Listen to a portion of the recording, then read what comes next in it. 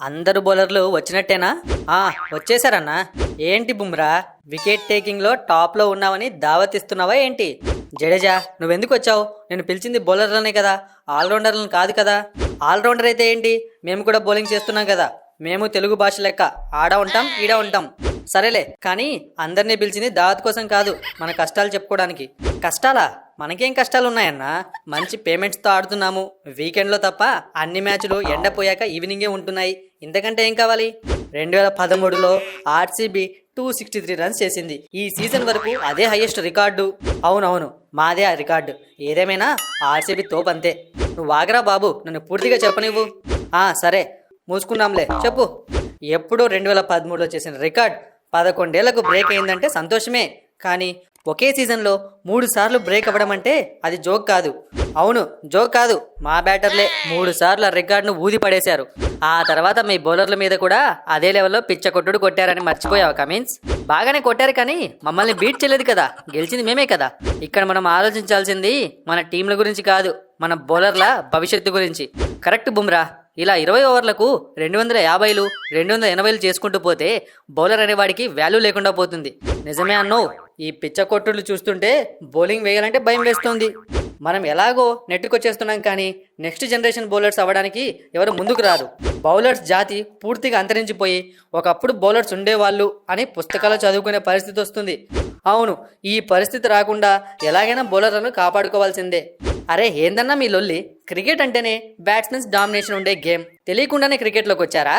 అవును, క్రికెట్ ఉన్నదే 4లు 6లు కొట్టేందుకు. ఇందులో లొల్లేముంది అసలు? అందుకే ఈ ఆల్రౌండర్ గాలను పిలవకూడదు అనుకున్నా. ఎంతైనా వీళ్ళు బ్యాటర్సే కదా, బ్యాటింగ్ వైపే సపోర్ట్ చేస్తారు. సరే బుమ్రా, బౌలింగ్ వైపే సపోర్ట్ చేస్తా. అసలు ఏం చేస్తే ఈ బౌలర్ల కష్టాలు తీరుతాయో చెప్పండి. అలా అడిగావు, బాగుంది, చెప్తా విను.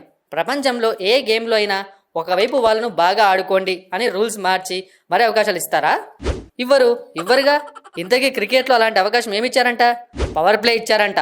పవర్ ప్లేలో ఏముంది, 2 టీములకు ఉంటుంది కదా సేమ్ ఛాన్స్. ఇక్కడ మ్యాటరు టీమ్స్ గురించి కాదు, బౌలర్స్ గురించి.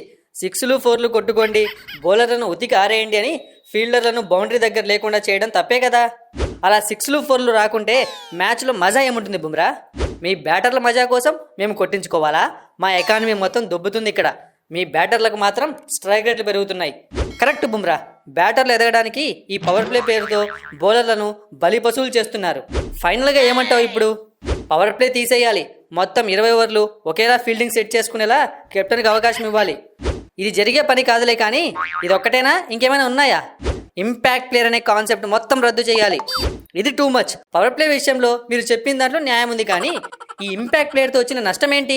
11 మంది టీంలో తక్కువలో తక్కువ 7 మంది బ్యాటర్లు ఉంటారు. ఉన్న 5గురు బౌలర్లు వీళ్ళందరినీ అవుట్ చేయాలి. అదే కష్టం అంటే ఫీల్డింగ్ గీల్డింగ్ ఏం చేయకుండా బాగా రెస్ట్ తీసుకొని ఒక బ్యాటర్ వస్తాడు.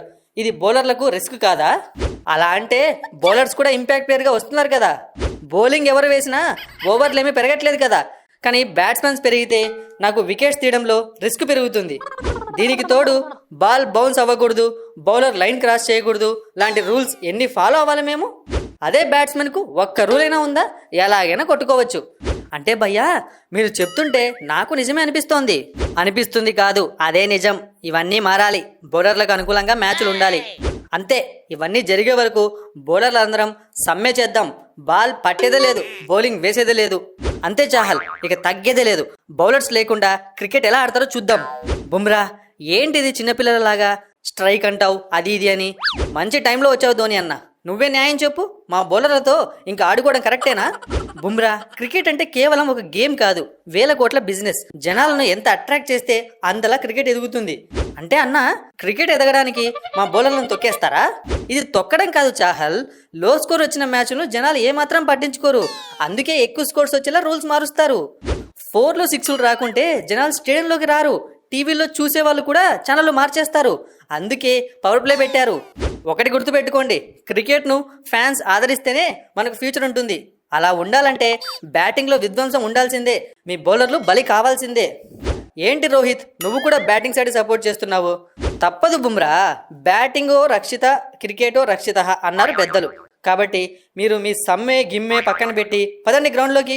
అంతేనా? తప్పదా? తప్పదు. తెగేదాకా లాగితే ఎవరికి మంచిది కాదు. పదండ్రా, బౌలర్లు వెళ్ళి కొట్టించుకుందాం.